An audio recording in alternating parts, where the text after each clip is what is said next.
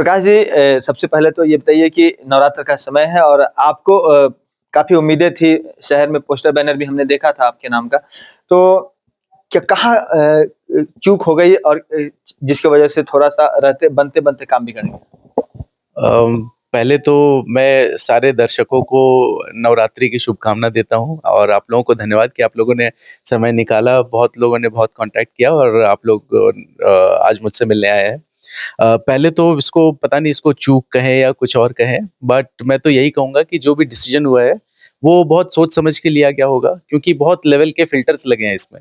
सब लोगों ने अपना फॉर्म भरा, उसमें बहुत सारी चीज़ें लिखनी थी, जैसे आपका शिक्षा कहाँ तक है, आपने संगठन के लिए क्या काम किया है या आपका कार्य अनुभव क्या है, आपने पहले क्या कर रखा है या आपका विज़न क्या है। तो जब इतनी सारी चीज़ों के थ्रू आप जाते हैं, उसके बाद जिला की एक समिति है जो आपका नाम आगे प्रस्तावित करती है। उसके बाद एक पार्लियामेंट्री कमिटी है जो उसमें से और फ़िल्टर लगाती है। उसके बाद जयराम दा का फाइनल डिसीज़न होता है, जयराम महतो जी का फाइनल डिसीज़न है। तो जब मुझे लगता है कि इतने लेवल पे आप गुज़रते हैं, तो अपने आप अच्छी चीज़ें ही निकल के आती हैं। तो मुझे लगता है कि अगर सपन कुमार मोदक जी को चुना गया है, तो बहुत सोच समझ के ही लोगों ने चुना होगा उनको। तो मुझे लगता है ठीक है, जो जैसा है आगे है और ये पता है कि जब 5 लोगों ने फॉर्म भरा था, तो ये भी पता था कि उन 5 में से किसी एक को ही मिलेगा। तो कहीं न कहीं मानसिक तरीके से तो तैयार थे ही, कि या तो उन्हें मिले, मुझे मिले या किसी और को मिले, हमें उसको एक्सेप्ट करना है और मैं उसको एक्सेप्ट करता कई हूँ। दफ़ा ऐसा होता है कि पार्टी को चलाने के लिए बहुत सारे थिंक टैंक की आवश्यकता होती है और कुछ लोग खास होते हैं, तो उनको डायरेक्ट ज़िम्मेवारी नहीं देकर के पर्दे के पीछे रणनीति बनाने की ज़िम्मेवारी मिलती है। कहीं आपको ऐसा लग रहा है कि भविष्य में आपको इसी तरह की रणनीति, चुनावी रणनीति बनाने या फिर पार्टी के लिए कैसे फंड इकट्ठा करनी है या फिर कैसे जो लोग जीत करके जाएँगे, उनसे कैसे भविष्य में काम करवाना, इन तमाम चीज़ों की ज़िम्मेवारी मिल सकती है? ये बहुत ही इंटरेस्टिंग और बहुत ही कहते हैं ना आप बहुत अच्छा सवाल है आपका। क्योंकि जब हम लोग जुड़े थे या हमने स्टार्ट किया था ये सारा मतलब जब संगठन के लिए प्रत्यक्ष रूप से जुड़ा था, तो जयराम दा और उनके साथ बात हुई थी कि हम एक एक्शन प्लान कुछ बनाएँगे जेबी केसेस के लिए, उस टाइम जेबी केसेस होता था ये, अब जेएलके में, कि एक राज्य के क्या मुद्दे हैं और उन मुद्दों को हम कैसे धरातल पे उतार सकते हैं, क्या समस्याएँ हैं, उनको कैसे सुलझा सकते हैं। तो एक मैंने एक्शन प्लान बनाया था। तो उस एक्शन प्लान मुझे लगता है कि उनको बड़ा पसंद आया था जब डिस्कशन हुआ और उन्होंने हो सकता है पार्लियामेंट्री कमिटी को दिया हो। मुझे उम्मीद है कि पार्लियामेंट्री कमिटी को दिया हो, सॉरी, जो मैनिफेस्टो ड्राफ्टिंग कमिटी है उनको दिया हो और मैनिफेस्टो ड्राफ्टिंग कमिटी उसमें से जो भी इम्पोर्टेंट पॉइंट्स है जो लगता है कि जो खास हैं, राज्य से जुड़े हैं, वो उसको अपने मैनिफेस्टो में रखेंगे। उसके अलावा जो जिला समिति है उनको मैंने धनबाद शहर क्षेत्र के जो समस्या है उनके क्या सॉल्यूशन हो सकते हैं, क्या और अच्छी चीज़ें हो सकती हैं, वो भी बना के दिया था। तो ये आपने सही कहा कि कई बार पार्टी को थिंक टैंक्स की ज़रूरत होती है। तो मुझे लगता है कि अगर एज़ प्रत्याशी नहीं, तो एज़ एक बहुत अच्छा कार्यकर्ता, एक अच्छा थिंक टैंक या पार्टी के लिए एक और कुछ अच्छा काम करने का मौका मिल जाए, तो हो सकता है माता रानी की कृपा हो कि आप वहाँ नहीं तो यहाँ कहीं न कहीं अच्छा करें। अल्टीमेट गोल है कि हम राज्य के लिए कुछ अच्छा करना चाहते हैं। झारखंड के लिए बेहतर करना है, साथ ही कई दफ़ा ऐसा होता है जब आप 70 से 80 सीटों पर चुनाव लड़ते हैं और जब आपकी हवा बह रही होती है, तो उस वक़्त अचानक से जैसा कि दिल्ली में देखने को मिला कि केजरीवाल सत्ता में काबिज़ हुए और अच्छे पोज़ीशन के साथ काबिज़ हुए। उस परिस्थिति में पार्टी के एक जब आगामी चुनाव हुए तो कई लोकसभा में सांसद बने कई लोग, इसके अलावा राज्यसभा में भी उनकी सक्रियता बन गई। तो संभव है कि राज्यसभा में भी आपके जब जो लोग हैं वो चुनकर जाएँगे, तो आने वाले वक़्त में राज्यसभा में भी मौका मिल सकता है। ये तो बहुत एम्बिशियस होने वाली बात हो जाएगी। लेकिन ये बात सही है कि अलग लेवल पे अलग तरह के लोगों की ज़रूरत होती है।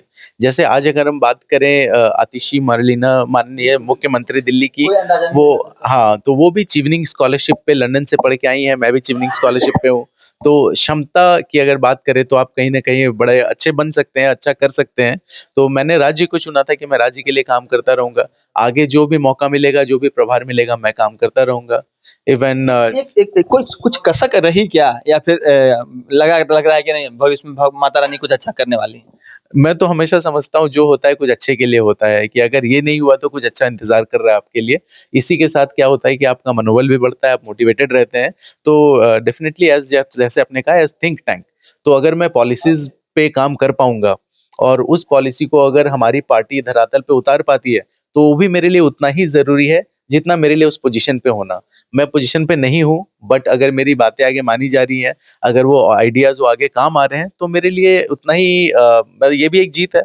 एक चीज़ और कहेंगे, बहुत सारे लोग आपको फ़ोन कर रहे होंगे और कई लोग हमने भी मेरे पास भी कई लोगों के फ़ोन आए, उन्होंने कहा कि प्रकाश को टिकट मिलना चाहिए था, हम लोग उनके साथ थे, हम लोग उनको विधायक बनते हुए देखना चाहते थे, ताकि उनकी धनबाद के विकास में भागीदारी सुनिश्चित हो सकती थी। तो ऐसे लोगों से आप क्या कुछ अपील करेंगे? ये आपका कहना सही है। कल दोपहर के बाद इतने सारे फ़ोन कॉल्स आ रहे थे कि शाम तक मैंने बहुत सारे फ़ोन नहीं उठाए या मैंने फ़ोन साइलेंट पे रख दिया थोड़ी देर, क्योंकि मैं भी थोड़ी देर के लिए बिल्कुल अकेले रह के अपना चिंतन-मंथन करना चाहता था। फिर रात को मैंने लोगों से बात करना शुरू किया, तो जिन लोगों को भी थोड़ी नाराज़गी थी कि आपको मिलना चाहिए, मुझे टिकट मिलना चाहिए था, उनको नहीं मिलना चाहिए था। मैंने कहा कि कुछ ऐसे भी लोग होंगे जो उम्मीद कर रहे होंगे उनको मिलना चाहिए था, मुझे नहीं मिलना चाहिए था। तो कहीं न कहीं हर डिसीज़न का एक फ़ॉर और एक अगेंस्ट होता ही है।